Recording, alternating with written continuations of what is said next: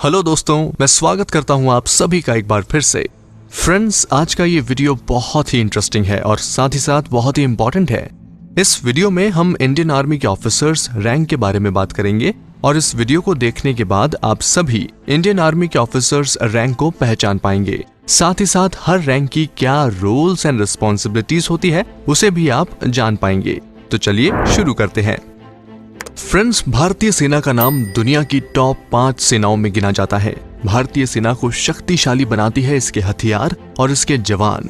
सेना में भी पद का एक क्रम होता है जिसके अनुसार सेना में कार्य किए जाते हैं। आज हम आपको बता रहे हैं कि सेना में रैंक का क्या क्रम है।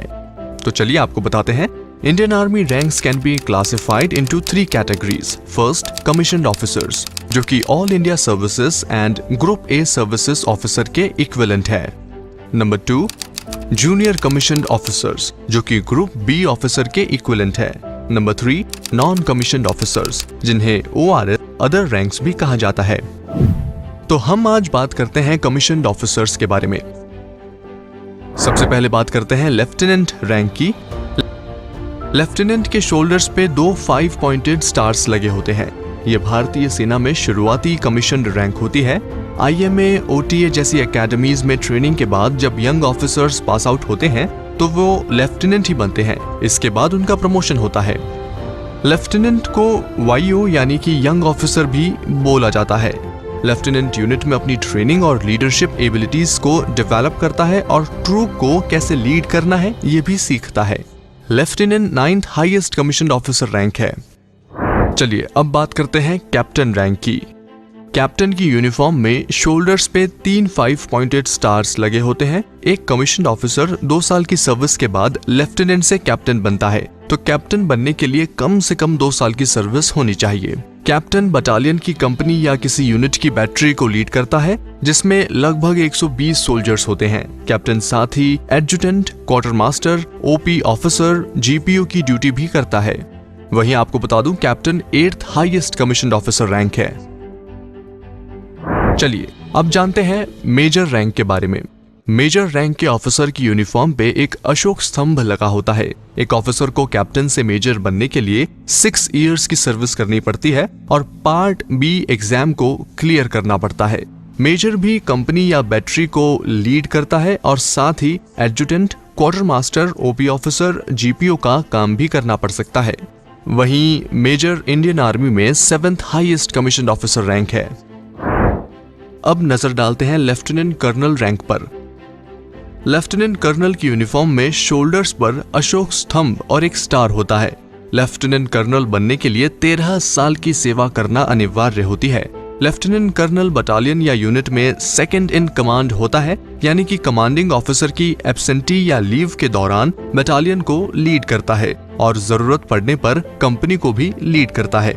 आपको बता दूं, इसके साथ ही लेफ्टिनेंट कर्नल की रिस्पॉन्सिबिलिटी बटालियन को अच्छी ट्रेनिंग देना भी होता है और वहीं बटालियन के अकाउंट की जिम्मेदारी भी लेफ्टिनेंट कर्नल की ही होती है, यानी कि सेकंड इन कमांड की होती है। Lieutenant colonel 6th highest commissioned officer rank है। दोस्तों, अभी तक हमने जिन रैंक्स के बारे में बताया ये सभी टाइम स्केल रैंक है, यानी कि एक निश्चित सर्विस के बाद ये रैंक्स मिल जाती है। Subject to clearance of part B and part D exam for major and lieutenant colonel respectively. अब आगे जो हम रैंक्स के बारे में बात करने जा रहे हैं ये सब सिलेक्शन ग्रेड में आते हैं, यानी कि इसका मतलब यह है कि प्रमोशन के लिए उनके डिफरेंट कोर्सेज की ग्रेडिंग और मेरिट और साथ ही साथ ऑफिसर की एनुअल कॉन्फिडेंशियल रिपोर्ट, जिसको ACR भी कहते हैं, इनको कंसिडर किया जाता है। तो अब बात करेंगे कर्नल रैंक की। कर्नल की यूनिफॉर्म पर 2 स्टार और एक अशोक स्तंभ लगा होता है। कर्नल और इससे ऊपर के रैंक सिलेक्शन ग्रेड में आते हैं। इसके आगे के प्रमोशन को सिलेक्शन के आधार पर किया जाता है। कर्नल बनने के लिए कम से कम 15 इयर्स की कमीशन सर्विस जरूरी होती है। कर्नल एक बटालियन या यूनिट को कमांड करता है और इन्हें CO यानी कमांडिंग ऑफिसर भी कहते हैं। एक बटालियन में 4 राइफल कंपनी होती है जिसमें लगभग 900 कॉम्बैट ट्रूप्स होते हैं। कर्नल बटालियन या यूनिट को 2-3 साल तक कमांड करता है और उसके बाद हायर फॉर्मेशंस में स्टाफ ड्यूटी भी करता है। मोस्टली ये देखा गया है कि officer commission through ND entry get approved for colonel rank in his first chance. यहाँ पे एक बात और आप जरूर समझिए कि जो लेफ्टिनेंट कर्नल किसी वजह से कर्नल रैंक के लिए अप्रूव नहीं हो पाते हैं, वो भी अपनी 26 इयर्स की सर्विस पूरी होने के बाद टाइम स्केल प्रमोशन के तहत कर्नल बन जाते हैं, बट उन्हें बटालियन कमांड करने का मौका नहीं मिल पाता है। वहीं अगर रैंक की बात करें तो colonel 5th highest commissioned officer rank है और कर्नल 54 इयर्स तक सर्विस कर सकता है। चलिए अब बढ़ते हैं आगे और अब हम बात करेंगे ब्रिगेडियर रैंक की। ब्रिगेडियर अपने शोल्डर्स पे नेशनल एम्बलम के साथ 3 5 पॉइंटेड स्टार्स ट्रायंगुलर फॉर्मेशंस में लगाता है। ये एक 1 स्टार रैंक होता है जिसे यूनिफॉर्म के कॉलर पर लगाया जाता है। ब्रिगेडियर भी सिलेक्शन ग्रेड रैंक है। ब्रिगेडियर बनने के लिए कम से कम 26 इयर्स सर्विस मैंडेटरी होती है। ब्रिगेडियर एक ब्रिगेड को कमांड करता है। फॉर एग्जाम्पल, एक इन्फेंट्री ब्रिगेड में लगभग 3000 battle troops with supporting elements होते हैं।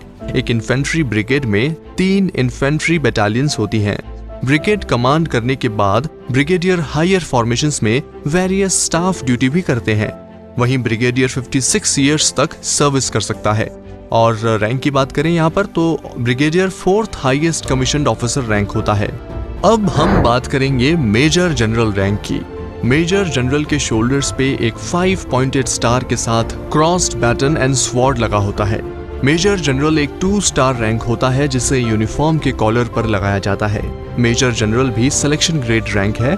मेजर जनरल्स रैंक में प्रमोट होने के लिए कम से कम 32 इयर्स ऑफ सर्विस रिक्वायरमेंट होती है। मेजर जनरल डिवीजन को कमांड करता है। एक डिवीजन में लगभग 15,000 combat troops and 8,000 supporting elements होते हैं। One division usually consists of 3 to 4 brigade. Major general भी डिवीजन कमांड करने के बाद higher formation like corps command and army headquarters में वेरियस पोस्ट में काम करता है। Major general 3rd highest commissioned officer rank है और मेजर जनरल 58 इयर्स तक सर्विस कर सकता है। चलिए अब जानते हैं लेफ्टिनेंट जनरल रैंक के बारे में। लेफ्टिनेंट जनरल शोल्डर्स पे नेशनल एम्बलम के साथ क्रॉस्ड बैटन एंड स्वॉर्ड लगा होता है। लेफ्टिनेंट जनरल एक 3 स्टार रैंक होता है जिसे यूनिफॉर्म के कॉलर पर लगाया जाता है। लेफ्टिनेंट जनरल का प्रमोशन भी सिलेक्शन से होता है जिसके लिए कम से कम 36 इयर्स की सर्विस जरूरी होती है। वहीं लेफ्टिनेंट जनरल एक कमांड और कोर को कमांड करता है। अभी इंडियन आर्मी में 7 कमांड्स हैं और 14 कोर हैं। कोर में 3 से 4 डिविजन्स होती हैं। वहीं एक और बात मैं आपको बता दूं, lieutenant general can also be appointed as vice chief of army staff. Lieutenant general is 2nd highest commissioned officer rank है और लेफ्टिनेंट जनरल 60 इयर्स तक सर्विस कर सकते हैं। अब हम फाइनली बात करते हैं जनरल रैंक की। जनरल के यूनिफॉर्म में शोल्डर्स पर एक नेशनल एम्बलम, एक 5 पॉइंटेड स्टार और क्रॉस्ड बैटन एंड स्वॉर्ड लगा होता है। जनरल एक 4 स्टार रैंक होता है जिसे यूनिफॉर्म के कॉलर पे लगाया जाता है। जनरल का कार्यकाल 3 साल तक का होता है या फिर 62 इयर्स की एज तक, इनमें से जो भी पहले हो जाए। ये भारतीय थल सेना की सबसे ऊंची रैंक होती है और इन्हें कमांडर इन चीफ भी कहा जाता है। इन सभी रैंक के अलावा इंडियन आर्मी में एक और रैंक होती है जो कि सेरेमनियल रैंक भी जिसे कहते हैं हम लोग, और वो है फील्ड मार्शल रैंक। वैसे तो थल सेना में सबसे ऊंची रैंक फील्ड मार्शल की होती है। ये पद किसी को सम्मान के रूप में दी जाती है, ये किसी नियमित अधिकारी को नहीं दी जाती है। जैसे अगर किसी अधिकारी ने युद्ध या किसी ऑपरेशन में सर्वोच्च प्रदर्शन किया हो तो उसे ये दी जाती है। आपको यहाँ पे बता दें कि अभी तक ये रैंक सिर्फ 2 अधिकारियों को ही दी गई है, जिसमें एक है फील्ड मार्शल KM करियप्पा और फील्ड मार्शल सैम मानेकशॉ का नाम शामिल है। हालांकि अब ये उपाधि किसी को नहीं दी जाती है। आई होप आपको इस वीडियो से एक इंडियन आर्मी ऑफिसर्स के रैंक्स के बारे में जानकारी मिली होगी। इस वीडियो को आप अपने फ्रेंड्स के साथ शेयर जरूर करें ताकि उन्हें भी इंडियन आर्मी रैंक्स के बारे में जानकारी मिले। I will see you in the next video. जय हिंद।